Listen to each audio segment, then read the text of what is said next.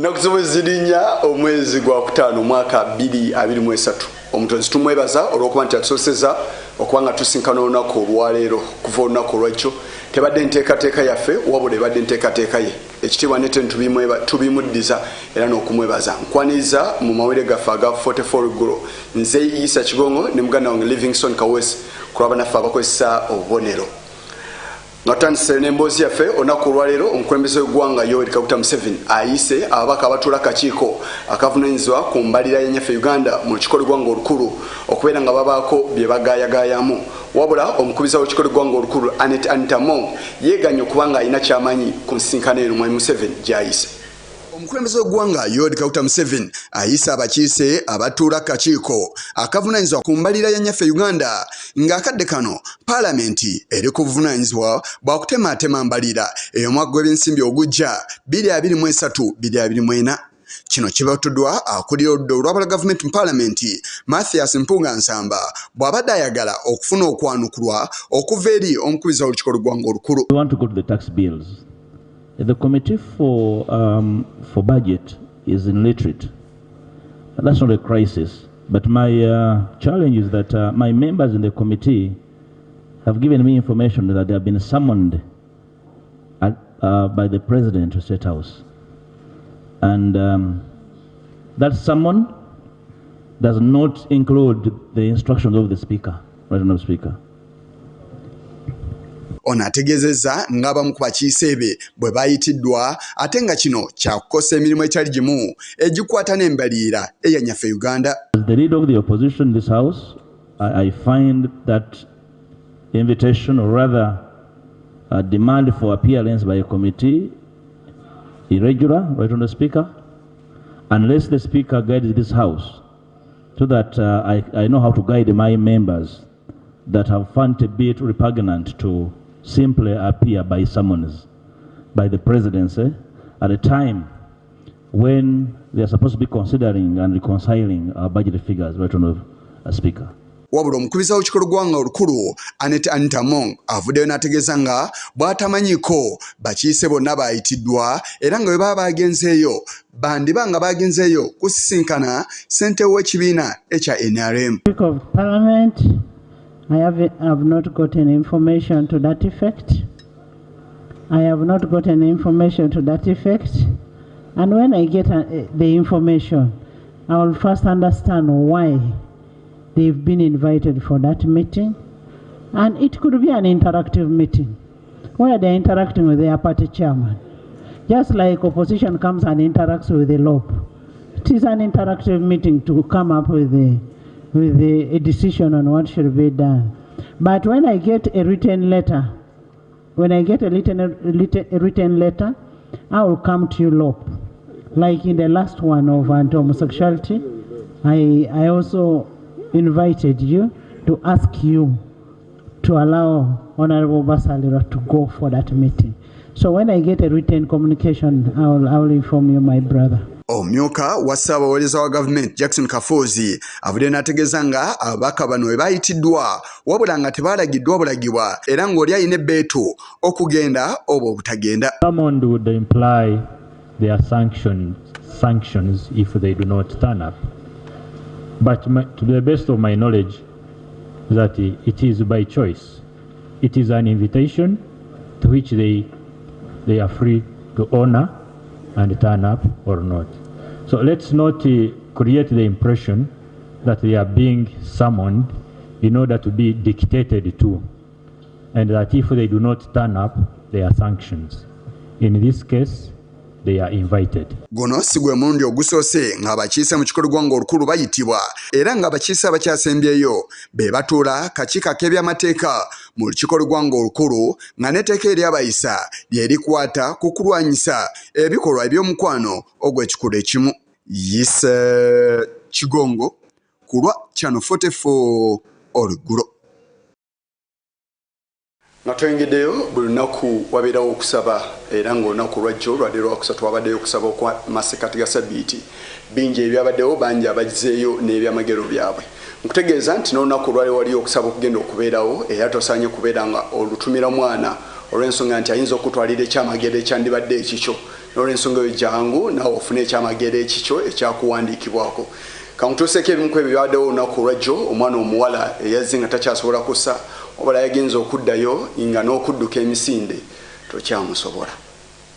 Nze last March yali kusomera ali boarding school. She's in boarding school. Yatandika okufuna attack. She began to get attacks. Tumuleta ne mutwala mu ddwaliro. They took her to hospital. N'abanga atereddemu 1 week tumuze kusomera. After a week they took her back to school. Ate n'addamu era n'afuna attack endala n'akomawo. Resumed and continued. When she comes back, she's as well. She's getting better. They have been in hospital. She asked for them to be discharged.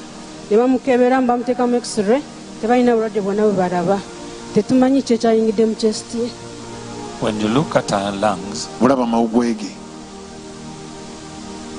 something is missing. There is a rare infection. You can see it's more whiter here than here. You can definitely say there is something there. Take off your thing. The blanket is not good to be on your mouth, huh? Because the cotton fiber gets onto. So the doctor said the lungs are joining, huh? No, for her she tells us that lungs are joining. But when they checked, they don't see anything wrong. They said the lungs are okay. Everything they checked, they said it is okay. So they gave her that stem. They gave her that stem. So we put inhaler in, then we spray so that she can open. But she opens a bit, again it comes back.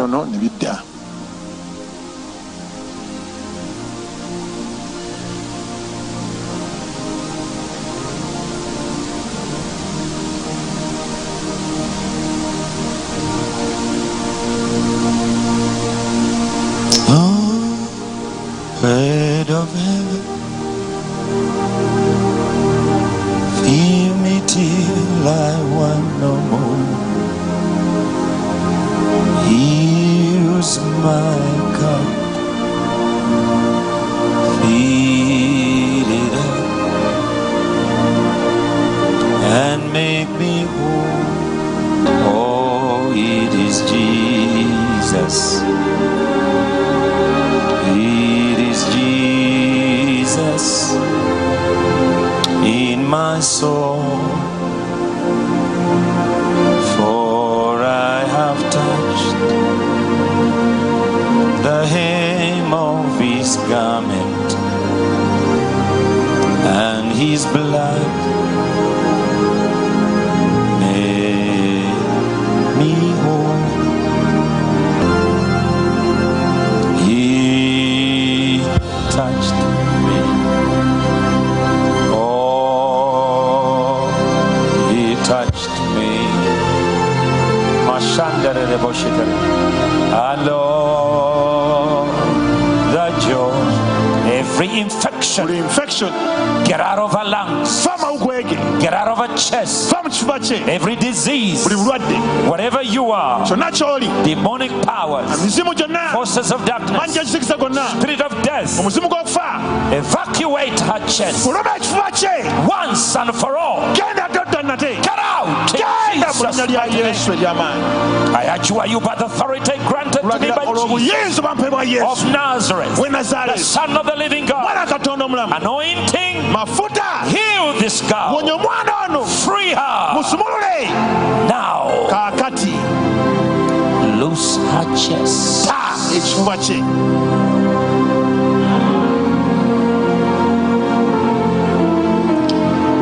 over, young girl. It's over.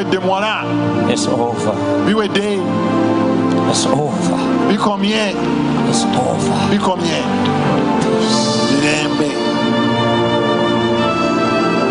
Be healed.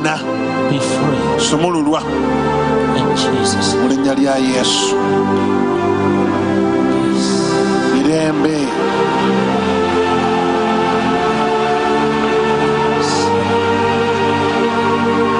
It's over.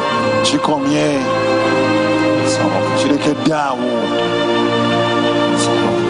down. Masto opre kiste kebre kato nobre gaste pelebanda.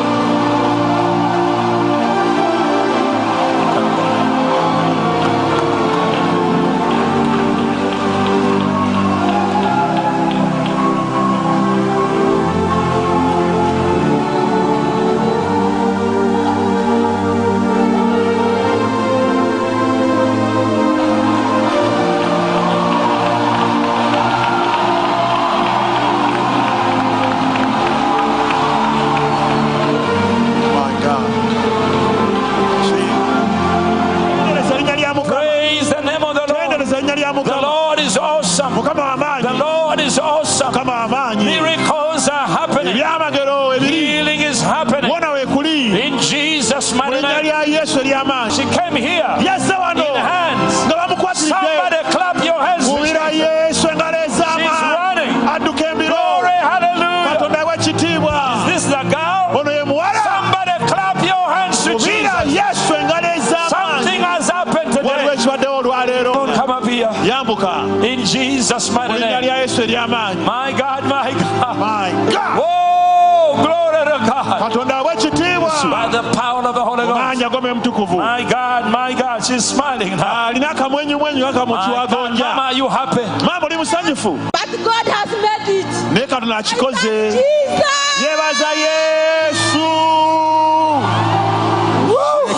Jesus. Somebody clap your hands.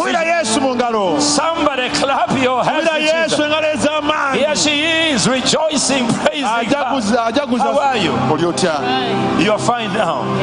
My God, my God. Somebody, wherever you are, at home, God is doing miracles, signs and wonders. Hey, God is good. Kale gwesigale eyo ekyamagero kijja kuyitako jangu ebikunyiga bingi naye bojja mu kusaba olwosaba Katonda abeera ayanukula n'olwensonga eyo tukungana olunaku olwaleero jangu wetemu kusaba okuliyo kwatandise dda kuba nkutandika saa 12 olunaku olw'enkya tulina okusaba okukuyita mu kiro n'olwensonga eyo teekateeka ebintu byonna by'oli mu kukola kyekusobozese okubeera kitundu kwabo bagenda okubeera wano ate abatabeere wano namwe musobola tugobera ku mikutu gyaffe egyenjawulo okugobera ku TV zaffe saako ne ku mikutu okuli YouTube, Facebook n'emikutu emirala kubanga tubeera tukuweereza butereevu nga bwe kiba kibaawo. Olunaku olwaleero omukubiza w'ekikolo gwanga olukulu avuddeyo n'alagira ababaka b'omukulembeze w'eggwanga okulekera okuyimiriza abakiise mu kikolo gwanga luno saako ne bannayuganda bonna okutegeka enkuŋŋaana naddala ezirina akakwate ku nnaku ez'okuwummula oba ennaku enkulu mu ggwanga okusinza ku yagamba nti kino kiyinyira eddembe ly'obuntu era kiteekeddwa okubeera nga kikomezebwa.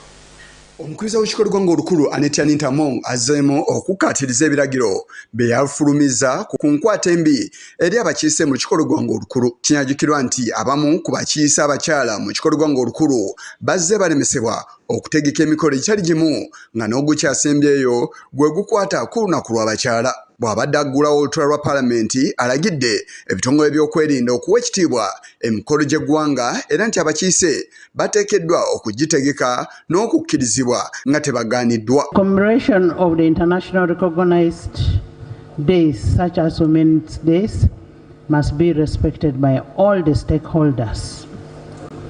And where a woman wants to celebrate, a woman member of parliament, it should be respected and she should be allowed to do it without any interference. Members of parliament and citizens out there can always arrange to commemorate such days lawfully. The Minister of Internal Affairs should investigate all the security personnel who were involved in the interruption of the celebration of Women's Days for the women members of parliament who have already reported it to Parliament. Mu mbeera y'emu alagidde akakiiko akavunanyizibwa ku nsonga z'obwa pulezidenti mu kikolo gwanga olukulu okunoonyereza ku nneeyisa y'ababaka ba pulezidenti mu bitundu eby'enjawulo. The Sectoral Committee on Presidential Affairs should inquire on the role of the resident state attorneys in disrupting the members' constituency activities. Resident district commissioners, the RDCs, should interest itself on the role of the RDCs and also give this House the terms of reference of the RDCs as they in those areas. Whether brutality is one of them. Saba Minister naye alina byalagiddwa okwanja eri Parliament. The Prime Minister should table in Parliament the schedule of disbursement of funds, the 3 million shillings that is meant to be sent to each district for celebration of the Women's Day. As said yesterday, the Right Honourable Prime Minister should also table an action that has an action taken on the parties that have been mentioned as per the directives, the RDCs, the police officers, and those persons that are involved. Akulira oludda olwabula gavumenti mu Parliament, Mathias Mpuga Nsamba ayaniriza ebiragiro bino. Schedule of disbursement, that should be given timelines, Right Speaker, but please you to guide the House on when, including the committees you have instructed to handle this business. What we missed, Right Speaker, which is the second line of my observation yesterday, is a commitment from government that they actually, beyond the arrest and dehumanization of the members of Parliament. Ombaka Asmani basalirwa naye ensonga eno tagiresettayo. Is it licenses has been completely quashed by the Constitutional Court. But Right Honourable Speaker, the Honourable Deke was talking about practice directions. We have another fundamental issue that needs to be addressed. And that is, even when you decide to write to police, police has a culture of declining to acknowledge a receipt. You will take a communication, a notification there, and they will decline to accept. If they do so, Right Honourable Speaker, for your information, police anywhere in this country has no stamp to acknowledge a receipt. Mu mbeera y'emu n'omumyuka wa Ssaabawolereza wa gavumenti Jackson Kafuuzi ayogedde ku mbeera engeri eteekeddwa otunuulwamu. I cannot commit myself now as to how it will go, but it has to be studied. And yesterday when I was making that commitment, I said it will be the Office of the Attorney General, as in Ministry of Justice and Constitutional Affairs, together with Internal Affairs. So we need to exchange views on how best we can work this out so that we put pen to paper. That I can promise. Thank you. Thank you. Yes, Chigongo, Kurwa, Channel 44, Olweggulo. Ebimu ku ebibadde bigenda maaso mu kikolo gwanga olukulu embadde y'omwagwa w'ensimbi ogujja 2023-2024 naye kyagenda maaso n'okubaganyako n'okubaganyizibwako ebirowoozo saako n'okwewola ensimbi nayo byebimu ebikyagenda maaso mu kikolo gwanga olukulu. Mu kanyomero kaffe ak'olugero lwaffe olunaku olwaliro lugamba nti atali nannyini mbooli asima ayeekuula. Emboli kigambo abasoga batera kikozesa nnyo naye kitegeeza lumonde. Mu kyo nti atali nannyini lumonde bw'aba asima oba asoggola amala gasoggola ye teyeebalirira olw'ensonga nti tebimukwatako.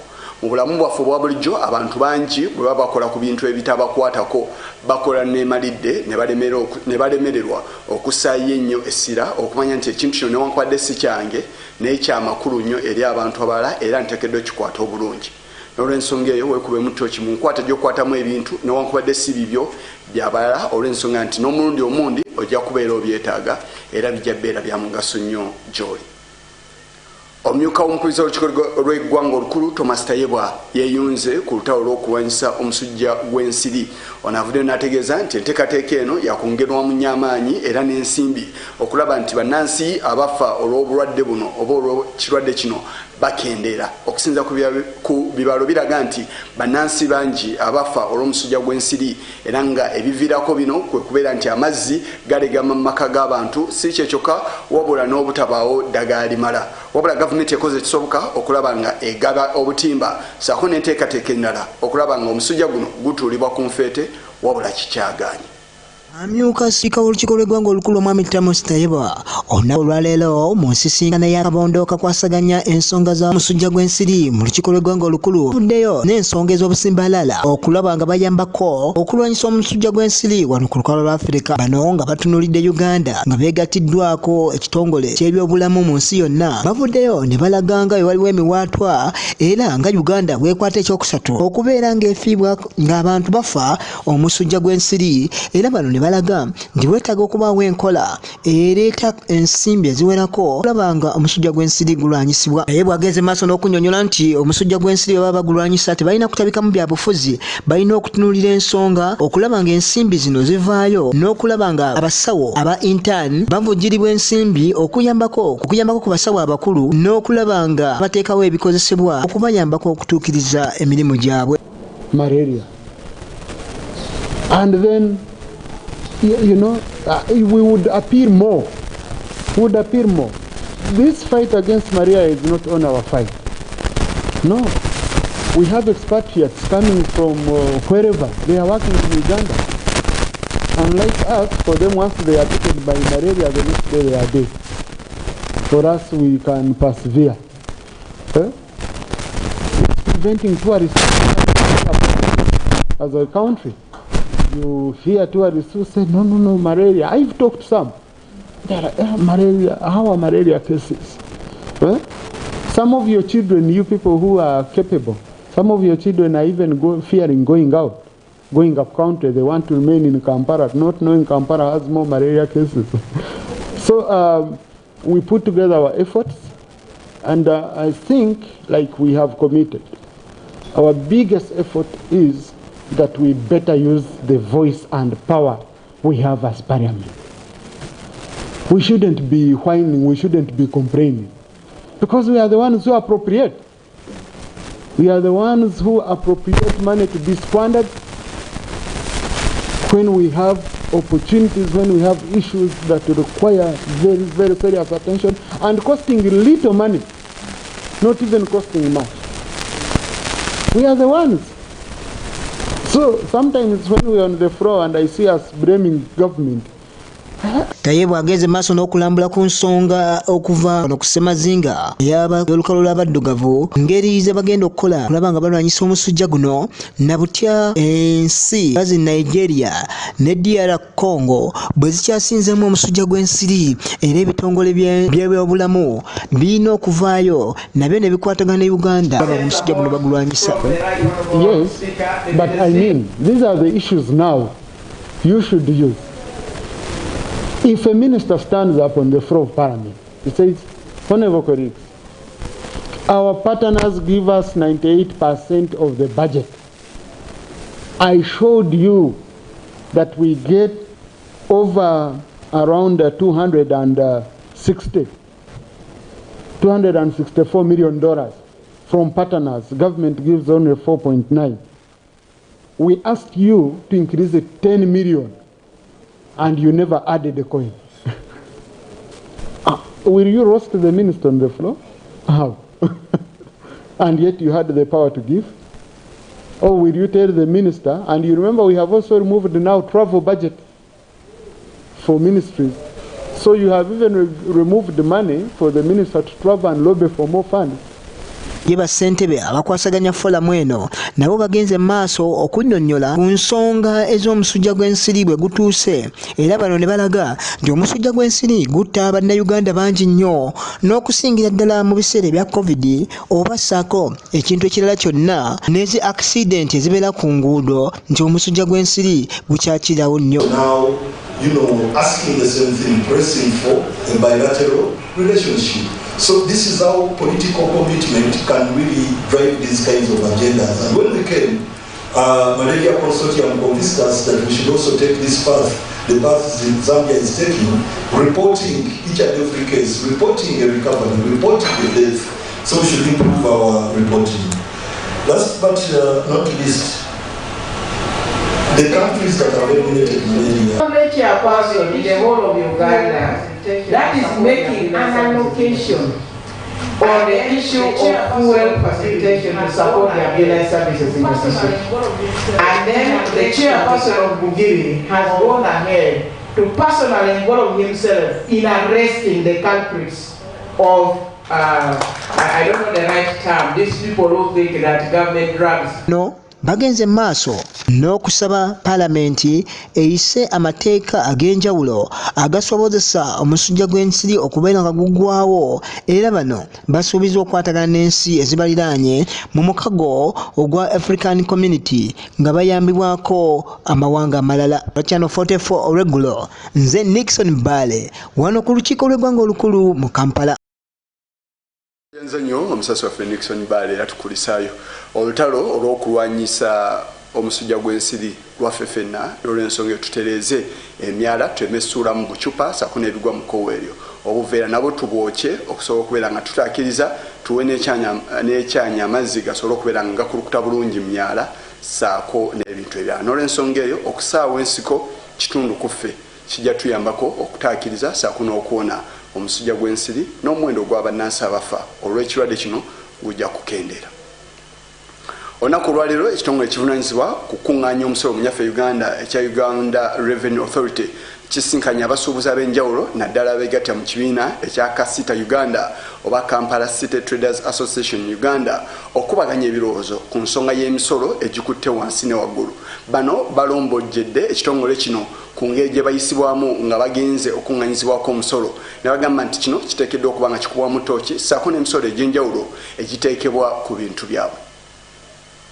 Abasuubuzi mu ggwanga beekubidde enduulu era ekitongole ekisolooza emisolo mu ggwanga ku misolo emingi egibagibwako ku bintu eby'enjawulo ebitundibwa wamu n'ebyo ebikozesebwa. Okwekubira enduulu kubadde wali erugogo abasuubuzi we basisinkanidde abakulira ekitongole ekisolooza emisolo mu ngeri ki gye bayinza okukulaakulanya eggwanga awamu. Abasuubuzi bano bayanjudde obuzibu bwe bayitamu nga bakola zi bizinesi zaabwe wamu n'okubattira ku liiso mu kusasula emisolo. Zisika abasuubuzi bato n'ebana abali mu kubanga babeera bagundi. So URA ng'esolooza omusolo kati ebirabye luvannyuma nti bigikuba. Omuntu najja okusolooza omusolo ba income tax ku muntu ku dduuka ate n'ayagala alisibe ngazze n'amagye n'ekyo nakyo tetukyetaaga abamagye basigala eri eno working condition kugamba URA ng'ekitongole kikuyetingewo embeera kiseewo embeera eyagazisa bannayuganda osasula omusolo nga si gwa kikangabwa si gwa mpaka. Seeyo embeera z'ensonga ze tugezezaako okuleeta wano emisolo emingi gibe nga gisalwako.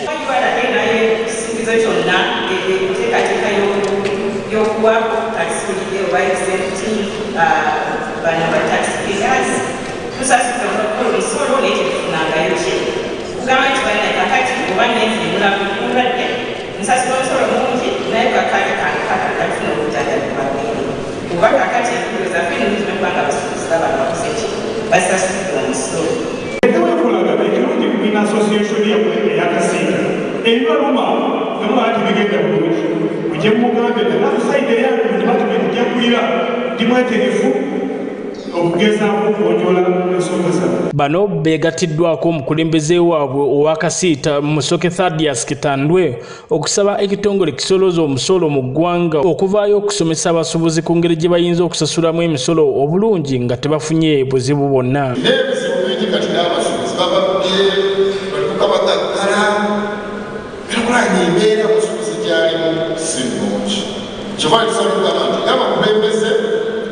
Tugenda kugenzi genda kulumanga URA oba tusomesa omusuubuzi ategeere obuvunaanyizibwa bwe wayinza obligation amaking sure tusobola okukuuma bizinensi ate ogirikire n'abazungu bagisangewo. Bano era beegattiddwako omukungu okuva mu minisitule y'ebyenfuna aliho ategeezezza ng'abasuubuzi bwe balina okutereeza ebitabo byabwe obulungi kisobozese ekitongole kino okubateekerateekera obulungi. Kutereeza ebitabo byammwe okutereeza ebitabo byammwe mujja kufuna benefits nyingi nga sente ezo ze bagambye oba waivers z'emisolo oba penalty oba interest gye banyonyoddeko ensonga endala ezisinga obungi zendabye mu bantu wano ziba tax administration. Wano nno akulira ekitongole kino ekisolooza omusolo mu ggwanga John Musinguzi wasabidde wabeerewo entegeeragana wakati w'ekitongole kisolooza omusolo mu ggwanga wamu n'abasuubuzi okulaba nti eggwanga likulaakulana, era wano annyonnyodde lwaki waliwo enkoonagana wakati w'ekitongole kino n'abasuubuzi mu ggwanga. Osobola kufuna musolo nga tofuddeeyo ku mbeera ya bizinesi oba ofunye kwa leero naye olunaddako ojja kunoonya wawe wajja omusolo ogwajjo nga tewakyaliwo. So njagala mutegeere nti enkula ya bizinesi zammwe n'enkula y'ennyingiza y'omusolo tebiri mu kubagana. They are not competing. They should be complementary. Ensisinkano eno wakati w'ekitongole n'abasuubuzi egendereddwamu okulaba nti wabaawo enkwatagana ennungi. Brian Senkumba, nze nkusakidde eggulira lino ku lwa Channel 44 Olweggulo. Sabe ensinkano y'abasuubuzi eyo ebeere ng'eneevaamu ekiramu era n'ebintu bannansi bye bagula bikendeere olw'ensonga nti engoye nazo omusolo gwaseekebwako mungi nnyo ng'abasuubuzi abatambulira mu kkowe lino beemulugunya olw'ensonga nti omusolo mungi ate abagula batono ddala. Nga toyengeddeyo olunaku olwaleero minisitule evunaanyizibwa ku byenjigiriza n'ebyemizannyo nga wali wamu n'akakiiko akavunaanyizibwa ku byenjigiriza eby'amatendekero ago waggulu basinkanye abakulira oba ssente w'akakiiko ak'ebyenjigiriza awamu n'ebyobulamu okubeera nga beetegereza ensonga z'abayizi abasawo abalaga obutali bumativu buli lukya. Bano bategeeza nti beetaaga obuwumbi 7 okusobola okumalawo ekizibu ky'abayizi bano saako n'okubasobozesa okuyita mu bulamu obweyagaza badde mbaweereze eggwanga mu mbeera eyeyagaza. The government should provide 21 billion shillings. This is something very little money. About 7 Land Cruiser V8 8-liter vehicles. This must be provided per annum to cater for these discrepancies. And secondly, another second recommendation, the government, through the public service, they should abolish this demeaning, belittling name, medical officer special grade. They should consider calling us associate consultants. For the respect we have for our elders, those ones who have trained us to be what we are, we are going to follow a fully-fledged letdown of tolls starting midnight today. But for the respect we have for our elders, we have pushed this to give government room to make sure that this issue of medical officers special grade hits the order paper in the cabinet. This person in the chain is the senior consultant. They first have to retire so that the consultant who we follow takes on their role, and then maybe there's an opportunity that comes. So we have colleagues who have been serving as medical officers special grade who would have been promoted just 3 years after, of experience, but then they have been serving for 10 years, 11 years, some even more. So we are calling on the government to accelerate these promotions because we are tired of being called this. And then we are given peanuts because they are not promoting us, and yet we cannot access what we actually deserve. We're medical officers special grade. They do a lot of work in our hospitals. The gynecologists, the surgeons, the pediatricians are the ones who are giving us specialized care in hospitals. Where a medical officer fails or cannot do much, the specialist has to come in and operate on the mother and manage a PPH for a mother who is going to die. The child who has been very sick and everyone has been trying and they are failed to treat, the pediatrician has to come in and offer that specialized care. The surgeon is the final man. When all operations or options of operations have failed, is the final man who has to be there to provide that specialized care in the hospitals. In addition to that, they supervise medical interns when they are doing internship and giving them additional skills. They supervise senior house officers in the hospitals and teach them and giving them additional skills. And There are very few in the regional referral hospitals and the national referral hospitals. The extent that most of these specialists have to work almost 24 hours instead of a shift of 8 hours. So the workload is too much and does not match the amount of money they are being paid. When you look at this number and the amount of money which is required to ensure that their salary discrepancies are corrected for them to get the amount of money which is befitting their qualification and the amount of work they are doing, the money is very little. So in Uganda, 21 billion is very little money compared to a lot of money we are losing in corruption, compared to a lot of money we are using in compensation of individuals. And we believe as Uganda Medical Association, that the government is trying their best to settle issues of interns and senior house officers to find their allowances. They should at the same time ensure that the supervisors are settled to find these 21 billions to correct the salary discrepancies for the specialists who are the supervisors for the interns and the senior house officers.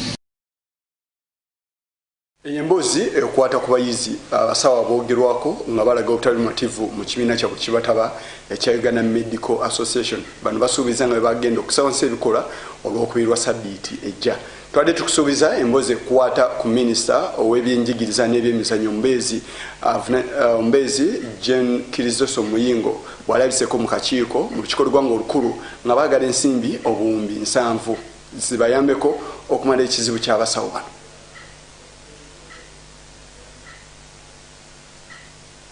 Okukwatibwako ensonga z'obulamu nga twogera ku kigambo ky'abaana baffe abaamala okusoma obusawo nga bandibadde batandise ate okusoma ku level endala gye bayita ba internship. Ensonga eno nkulu nnyo era mbategeezezza nti ministry y'ebyenjigiriza ensonga eno egikwatako kuba ffe tutendeka abaana abo n'ate ne ministry ya health nayo egikwatako. Ffe ku level yaffe ya ministry twalowooza nti ensonga eno yeetaaga okuba nga ezimbiddwa oba eri supported ne police gye tukoze ennungi egy'okuba nga ekavalinga buli mwana yenna munnayuganda ajja okusoma mu institution za Uganda agenda kukola medical courses oba medical program, babeere bannansi, babeere ba midwives, babeere ba doctors, bonna babeere nga ba private, babeere nga ba kwanti intern egenda kubeera kukolebwa etya. Twateekawo akakiiko akatukolera draft ya police eyo, naye nga ekintu ekikulu ennyo kye tulabye abantu bangi eyo balina ebirowoozo ebirungi nga byendabye mu parliament mu kakiiko ka health olwaleero. Tugenda kwongeramu amaanyi mu kakiiko ako okulaba nga twebuuza ku buli munnayuganda alina asobola otuwa amagezi tulabe nga abaana baffe bamala okusoma ku university batikkirwa basobola okugenda ne bakola omwaka ogwo ogumu nga tebalina buzibu obukivaako bunaku zino strike okwekalakaasa ebitanyuma. Akiwakoze omulimu gw'amaanyi, tuli kumpi omulimu gwako gufuna mu top management ya ministry banaamala tugatwale mu ministry ya health kuba ministry ya health ne education tukolera wamu ate olwo tukateeketeeka paper egy'okugenda mu cabinet. Child to go to P1, there is an enrollment, there is data is captured because these people, even NILA knows them very well, that in P1 we have how many students. When they reach P7, even their birth certificates, their numbers are known. The country is able to know how many have finished P7, how many have joined the senior 1, how many have finished the senior 4, senior 6, and those ones who are going to the university for this training, for this medical training, whatever, the disciplines. So at the end of the day, when they finish up, the government of Uganda has provided ministry no tulabe nti ebintu bino twagala bigwe to put it at an end. Bireme kugenderako strike okukola boti buli mwaka almost wabeerawo ki strike. Kati nga health committee ku rate eno twagadde strike eno ebeerewo solution eyennyini ekomya strike eno nga tetukyawulira strike kuba buli wabeerawo strike bannayuganda bangi abasafaringa bannayuganda bangi abakola ki abafa ne gavumenti yennyini bagyogerera bubi nga strike weeri kati twagala esolution yonna era tubadde wali nga tukkanya ku solution era ministry education etugambye nti bali ku process ey'okumaliriza policy. Tukulisayo Musaswa Phoenixon Bali olw'emboozi eyo katusabe ekizibu ky'abasawo kibeere nga kigonjolwa tutambule bulungi. Njaga kutwala mu byemizannyo